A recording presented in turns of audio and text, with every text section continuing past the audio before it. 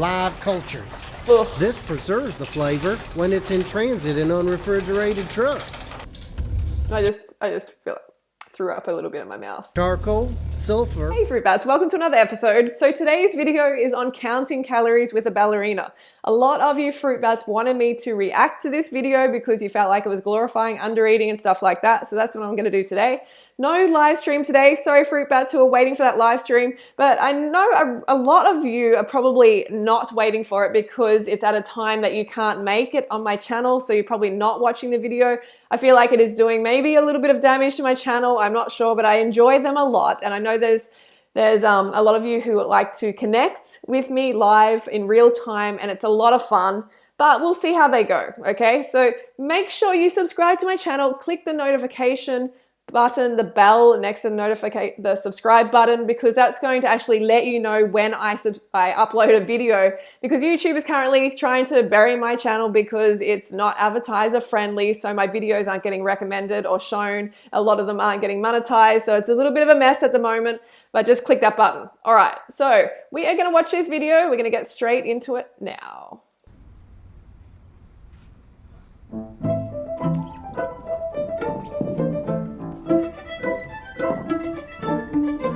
When I'm dancing ballet, I'm completely mentally consumed in it. It requires so much focus.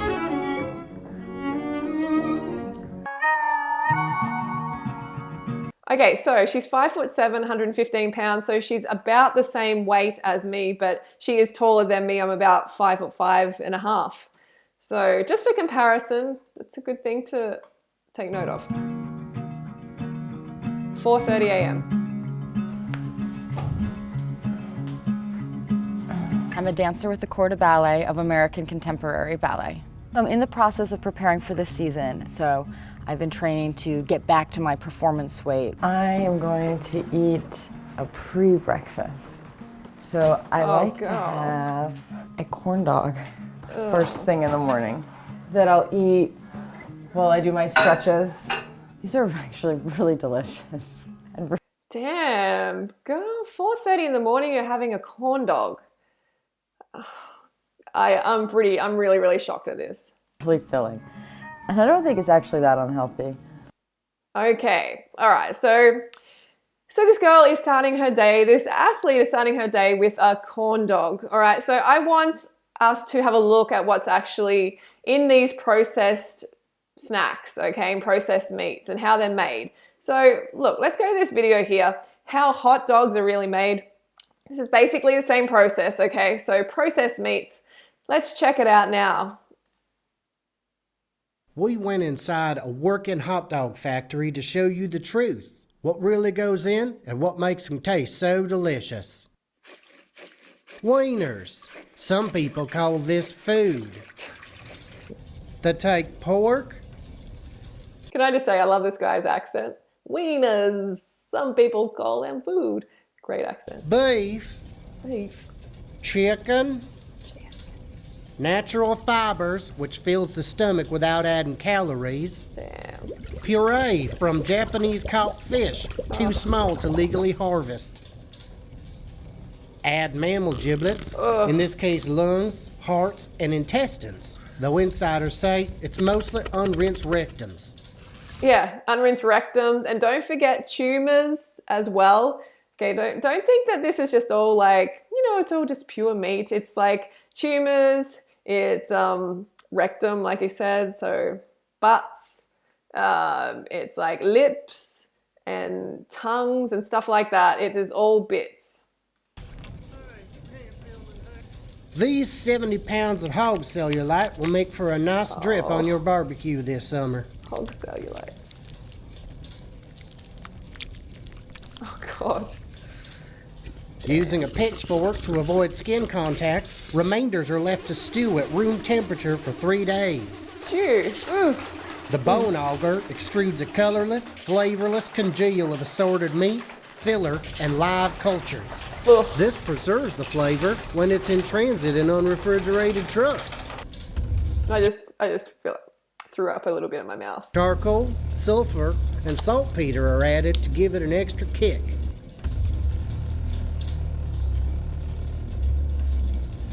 The tears of orphans lend bitter notes science cannot yet replicate.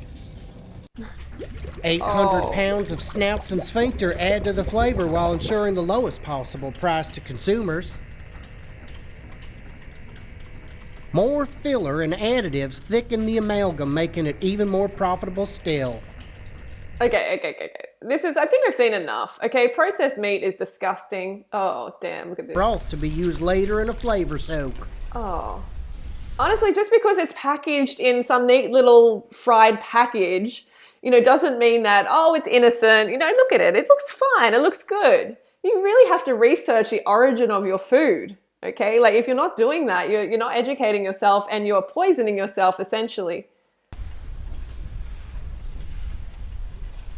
The product... Okay, you can watch more of this yourself. It gets gross, more and more gross. It is disgusting. Okay, so processed meat, higher stroke risk, increased risk of death, double the risk of lung cancer, double the risk of heart disease, cancer and diabetes, increased risk of colorectal cancer and early death, increased risk of bladder cancer, increased risk of prostate cancer. It's just like across the board, increased breast cancer. So, okay, she might think, oh, this is cool, it's fine. And, she doesn't understand like the gravity of the situation. She doesn't understand how serious it is and how she's actually promoting this food to like a lot of people. Okay, this video has 1.5 million views and mainly of females, young girls wanting to be slim, and they're like, oh, well, she can eat crap and she can stay slim, and not even thinking about the health aspect of it or the cruelty factor or anything like that. So this is not a good start. Okay, I'm gonna eat some more. So I get these stuffed peppers with turkey and rice. And so that's $2.40 for one of them. Okay, so don't think that turkey is healthy, okay? White meats are not healthy either. So many people ask me what I eat, and people ask me how to lose weight. Sometimes I don't like it when I say, oh, just count it. Just count it. Okay, so this breakfast is just, it's sad. It's a really, really sad little breakfast. Where's the fruit? Where is the healthy fiber? Where is the water first thing when you're breaking the fast from the overnight of being on a fast, and then you're breaking it with this sort of processed food? It's like sad.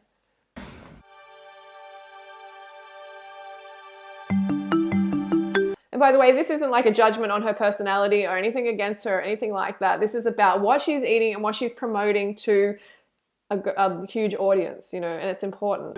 So now I'm going to have a snack, and then we'll rehearse for a little while. I think this is a cutie. Those little oranges. Maybe it's a clementine. No, I usually have oranges on my break. A woman my size, just to maintain on a normal day, is roughly 1850 calories. So it's interesting to know that the 2,000 calorie diet's for a slightly larger size than I am. So to lose half a pound a week, I do a 250 calorie deficit a day, which has me consuming 1,604 calories a day. See, a lot of people have tried this. A lot of girls have tried it. I tried it in my past as well. These calorie deficits, a small calorie deficit every day, but it doesn't work long term, okay? And it makes you overly obsessed with calories, and you're like, oh my God, how many calories does this celery stick in it? Have in it. You just continue to have this obsession with food, and it's really, really not healthy to get into that mindset. And I can see that, she has a lot of pressure on her. She is a ballerina with some famous academy in America. So she has a heap of pressure on her to be a certain size. So that's why she's decided to, count every calorie and be obsessive with it. So I'll be there in 3 weeks. So what I do is I will just remember what I ate all day, and then at night I have this little notebook that I put it all into. So we had the 3 clementines. We're estimating that it's 70. I have half of a smoothie, so it's 185. Oftentimes people seem to not like the idea of counting calories, but for me it's so much easier because otherwise you're always wondering, or you're thinking I should have seen a result by now. But if it's just the math, then you just know what's happening and you don't have to wonder. Right before I came here, I had curry chicken, $2.50, on bread, which is $1.30, and what did I have? Pasta, and $130 for chicken. So I've had 1,000. Okay, so she's making it sound very normal, you know, like I'm just doing this, I'm counting calories, it's okay, you know, it takes the guesswork out of it and stuff like that.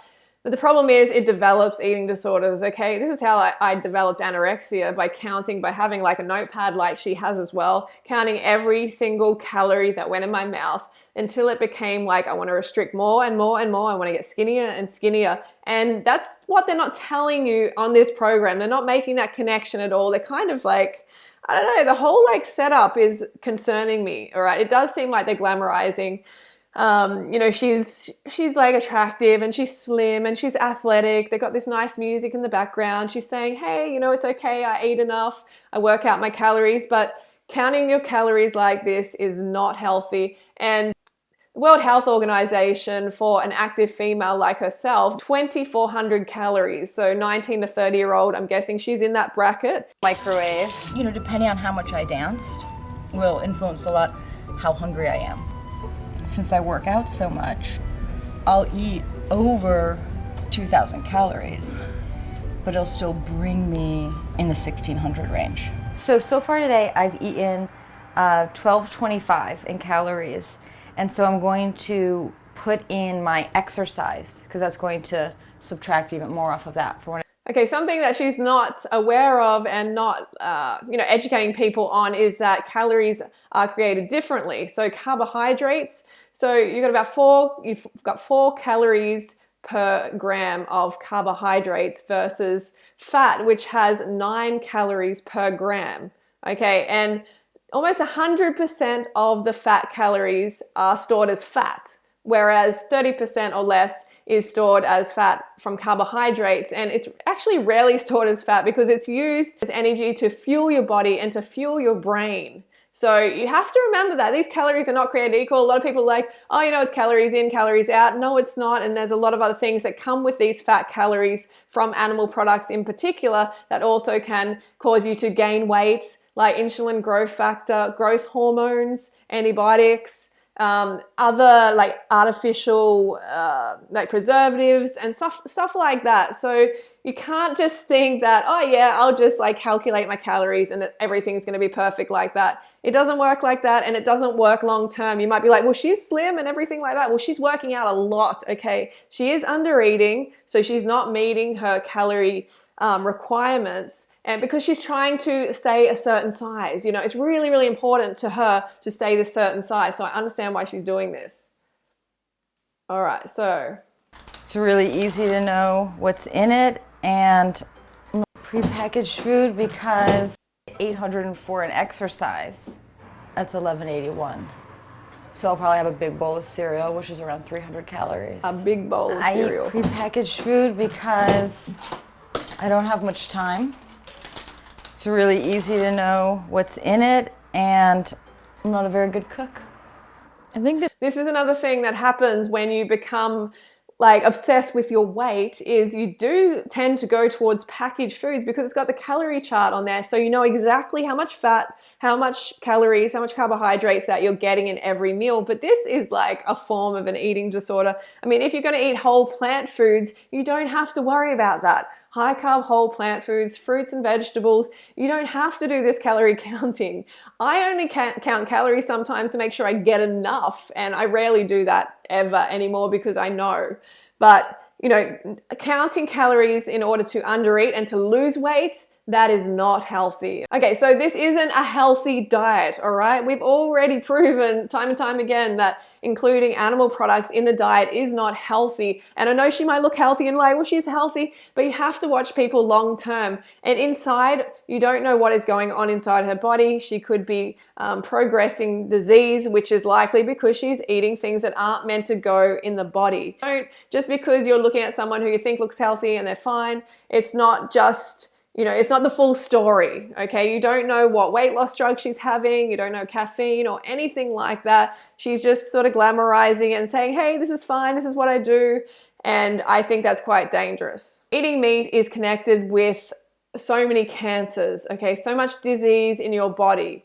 All the major illnesses are connected to eating flesh, the flesh of animals, okay? Risk of breast cancer is increased.